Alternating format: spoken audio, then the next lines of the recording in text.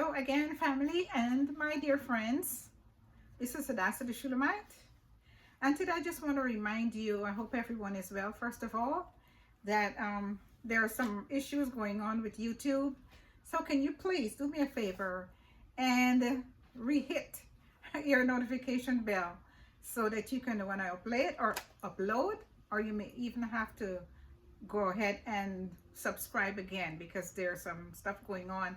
I'm not sure. I did make this announcement last upload, but anyway, I'm doing it again.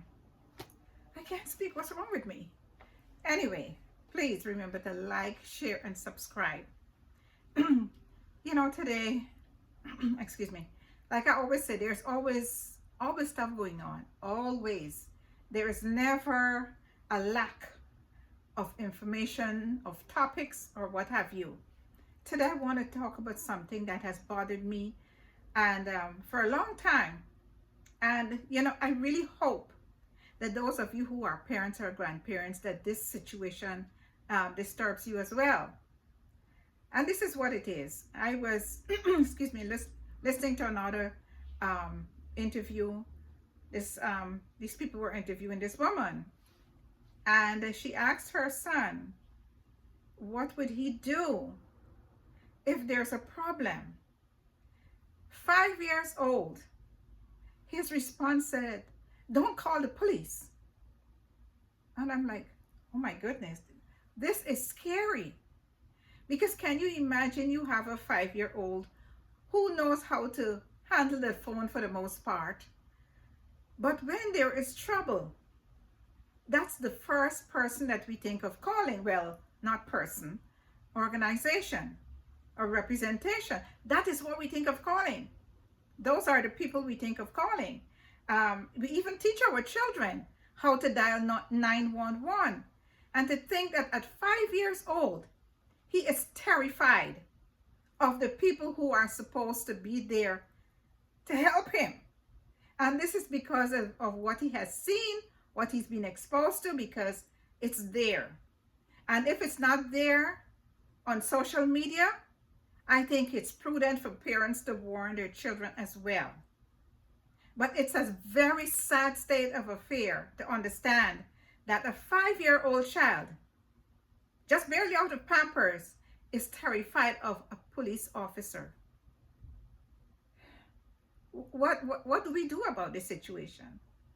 And my thing is this, that we have senators, we have representatives, we have people running for the presidency and all of these things. All of this stuff that I'm talking about, the situation, most recent horrid murder on TV was that of Sonia Massey. I don't know if you've heard, because I'm so frustrated with the news that I very rarely listen. Every now and again, I check to see what's happening. But I haven't heard any one of those candidates condemn this type of behavior with law enforcement, because they will have a great deal of influence on the behavior of law enforcement.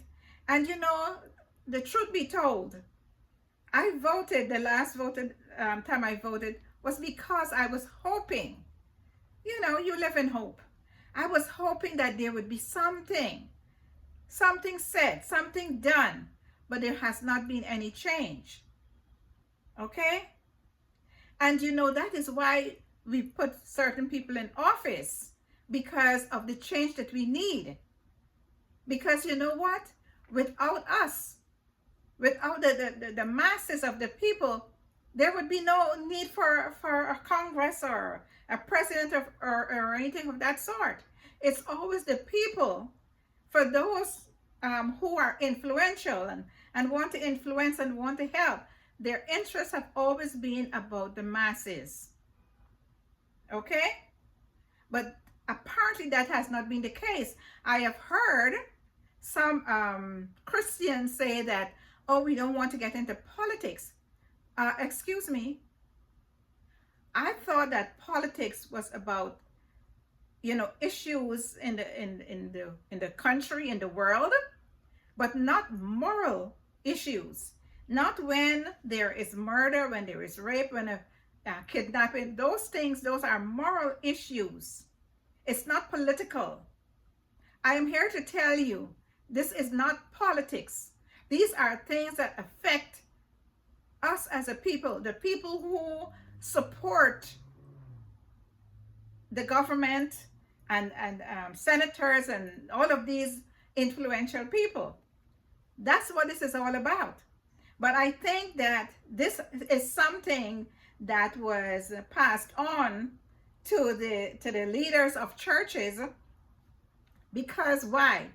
That type of behavior affects us more than anyone else. So there's always that barrier when it comes to representation of our people. There is always a pushback. There is always a discouragement about doing anything that will benefit us as a people. And I just want to say this, and I'm very serious, that unless we come out from that, we can come out from that curse that God placed on us, rightfully so, because we are disobedient people. We have always been, and I pray that we will not continue to be. To understand that the word says, my people are destroyed. Deuteronomy 28 says that we will not lose our iron chains and shackles until we are mentally destroyed. But I'm here to tell you, my dear friends and family, that we can overcome. We can overcome if we would come together and understand who we are. We are not anyone else but who we are. We can't even pretend to be. We are who we are. And so the last video I did, I talked about those of like mind or like cultures coming together. And I see that with every other nation, every other race, I see them coming together. Okay? It's time for us to do the same and stop tearing down one another, because you know what? Now, I have a challenge for us out there. If there is some group of people or an organization or some government department or something that's there for us, that's going to help us, that's going to stand for us more than anyone else, please let me know so that I can give my support. But in the meantime, the only support that I see we are getting as a people, melanated people, are from our own people. And I'm talking about those brothers who are out there trying to help. I see them out there reaching with Sonia Massey's relatives and Kendrick Johnson and cleaning up the communities and things like that. When are we going to wake up and understand who are the people? Who are those that are representing us? Those who really care. Okay? I see no benefit.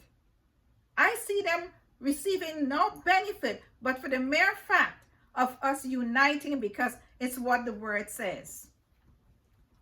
The word says for us to unite. I see the boots banging and the concrete crackling. I see it coming from our brothers. I see it happening. I see the door opening for us to come together. There is strength in numbers. I've always said that. And it bothered me so much to hear that child say, I'm afraid to call 911. God forbid something is happening.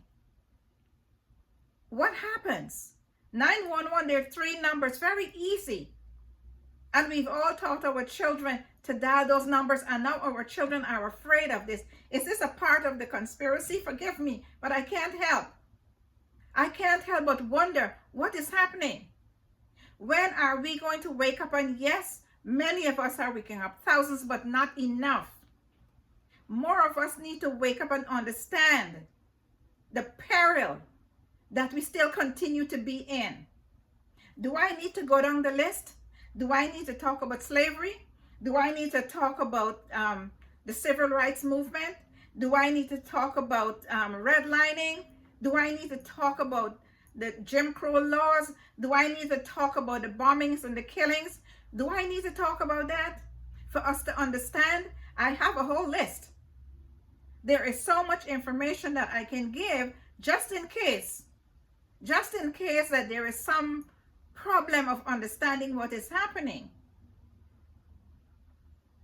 I always ask, please share this video, because many people my age, we've gotten to that place of comfort where, retired, or maybe working part-time, or not in a place where you're out there with a hustle and bustle. But think of this: we have children and we have grandchildren, we have friends, we have relatives far and near, we have neighbors. And if we are to think of things the way we should, we are all brothers and sisters. When you read the Bible about our people, it has never been about my cousin, my brother, my sister. And you will find this is a very common way of greeting each other when it comes to our people who are out there in the streets, who are out there calling and pleading and helping. Far as I'm concerned, that's the only help I see out there as it pertains to our people. It's the only help that I see. Go out there, listen, learn, understand who you are, and understand that there is help. Because we are not getting the help from the powers that be. Oh no. Oh no. I see there was some of the hostages were killed in Gaza, I think, and there's an outcry all over the world. Our people are dying in Africa and everywhere by the thousands. Crickets. My point is for us to understand that what we have is each other. Okay? And we need to hold on to each other, affirm each other, stand together. Together we can help each other. Our help comes from the Lord through our brothers and our sisters who care. Okay? I make this video, have this little chat today because it really disturbed me when a 5-year-old is actually afraid of law enforcement. That is scary. So if anything is happening to this particular child out there, and I'm pretty sure there are many, and they may need help, but they see it's a police officer, and they would run the other way and maybe run into the arms of more trouble. What do we do? What do we teach our children? So my point today of this whole thing is that apparently it's God first, and our brothers and our sisters, those who cares about us and is imploring us to come together. Let's do that. Try it. Let's try it. If it doesn't work, hey, well, let's try it. Everything is worth a trial. My brothers and sisters, let's come together. Let's unite. Unite, unite, unite is the operative word in these days, these last days in which we are living. All right? This is the Bible. This is the Bible. Yes, I know it's not on the side with the printed description, but this is the Bible. And if we read this Bible, and if we pray, and if we listen to classes, go online, type in IUIC class, and you will find information there to help, to learn about this word. The way you've never, I guarantee you, you've never learned the Bible the way you would learn it by listening to IUIC. Okay? God bless you. Read your Bible.